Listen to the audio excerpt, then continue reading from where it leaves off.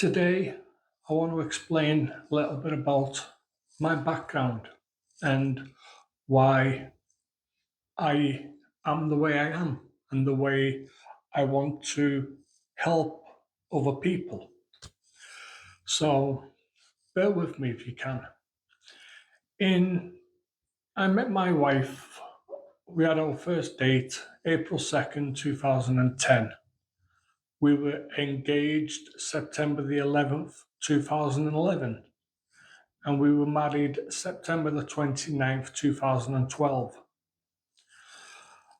We wanted to have kids, but we weren't having any success. So I decided to go to the doctors and get tested to see if I was actually could have kids. So the doctors tested myself and my wife, and they found that my wife was she was fine, but there was a problem with me where I was given a diagnosis of like I think it's called azospermia or something like that. Basically, just means that my body does not produce enough sperm cells, so I was not able to actually father a child, but my wife could conceive a child. So we said, okay.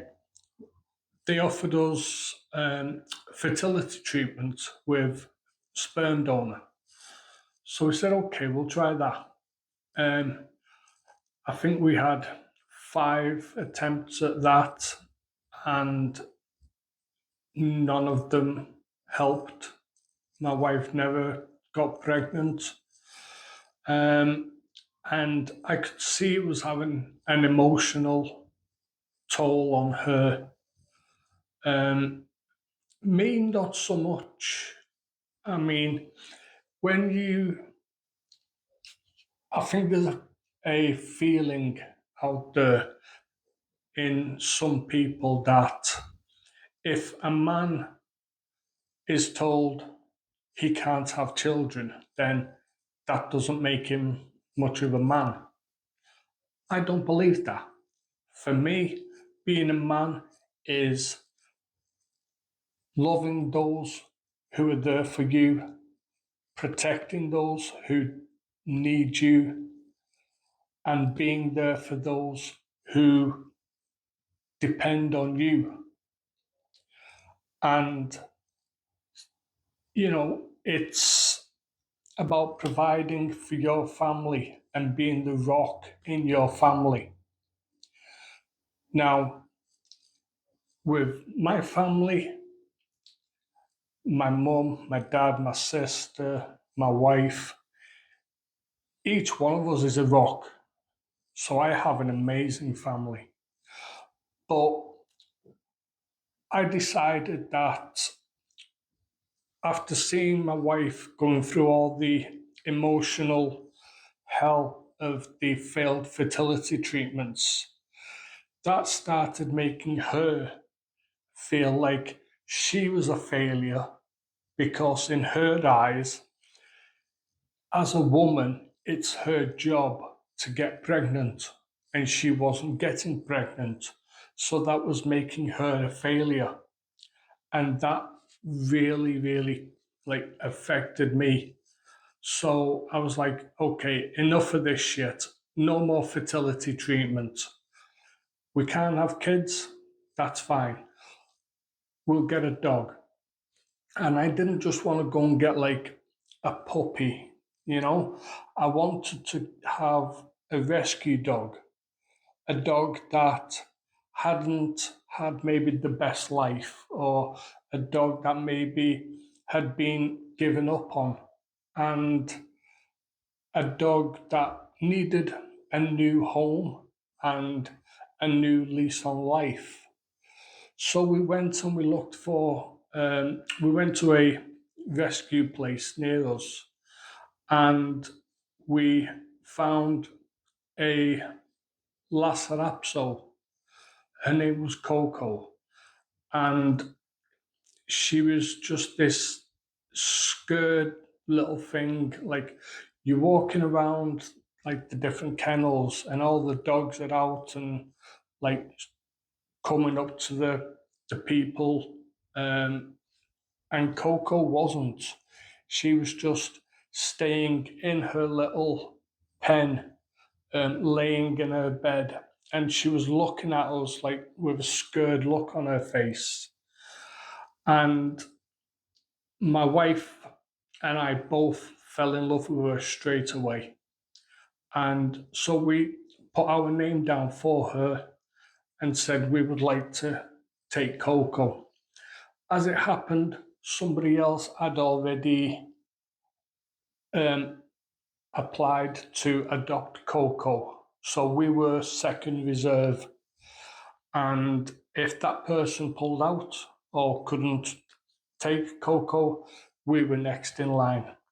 So a couple of days later, I got a phone call.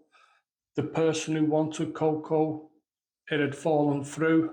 We were next in line. Did I want Coco? I was got to that rescue place.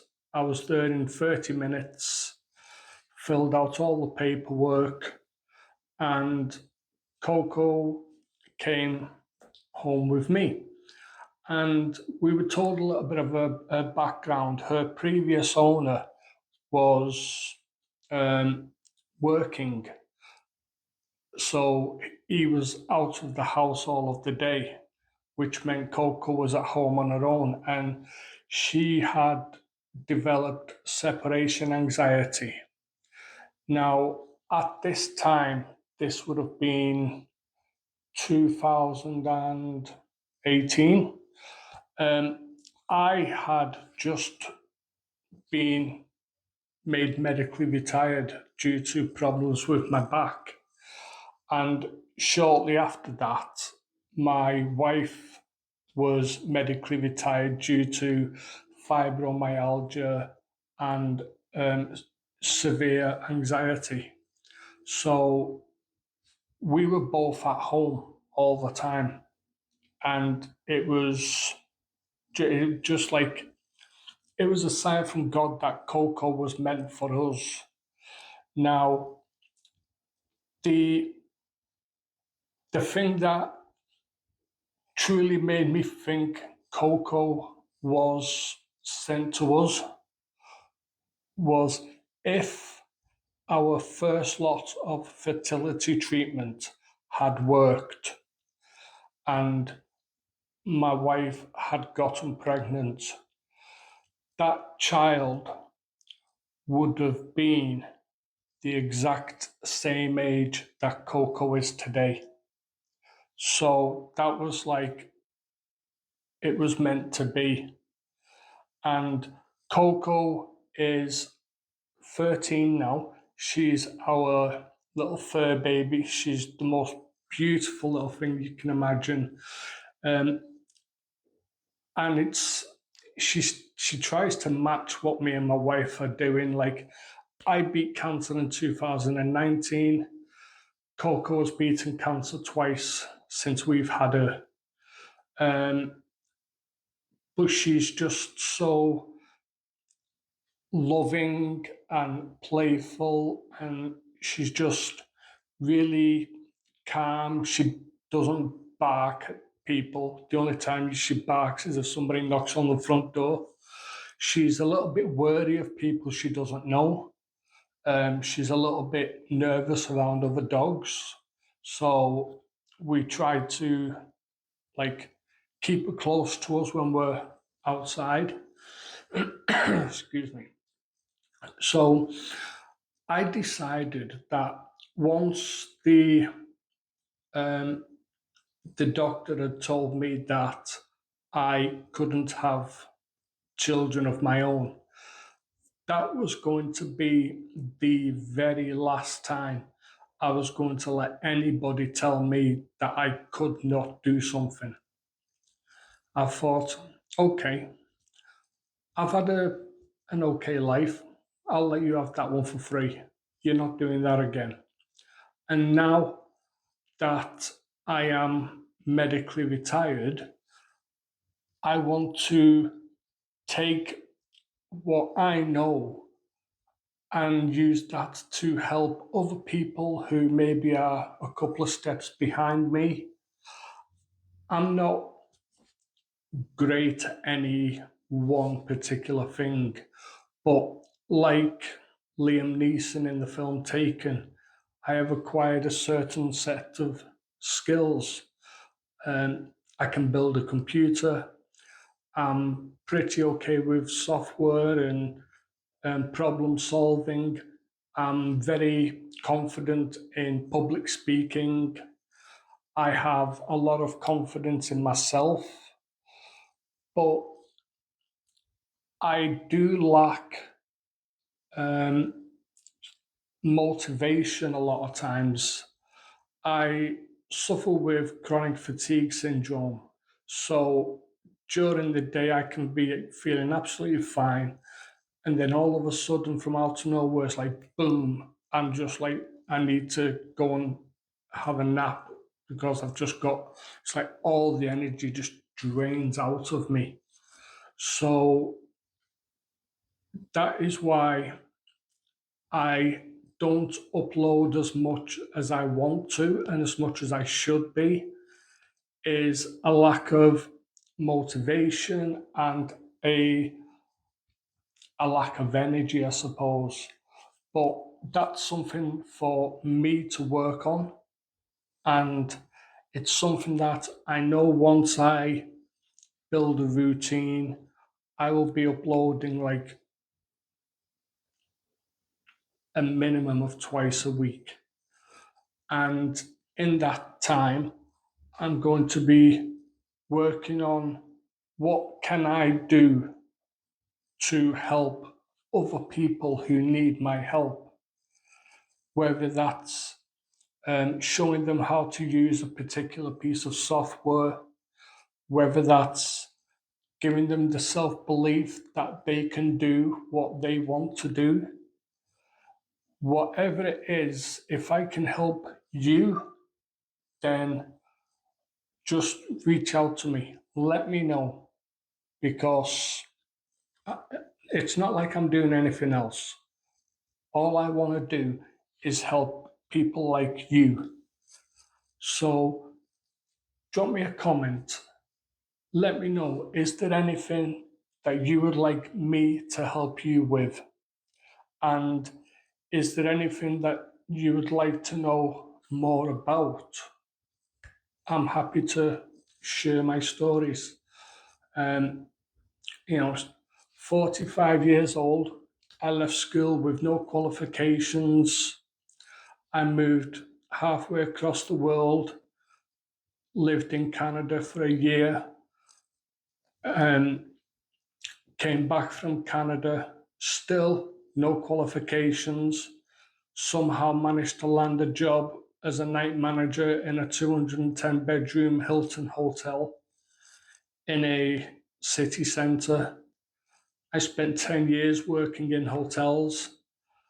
I spent 3, 4 years working in mental health care homes and caring for people with brain injuries and different types of brain trauma. And I got to a point where I had to come away from that because of the problems with my back.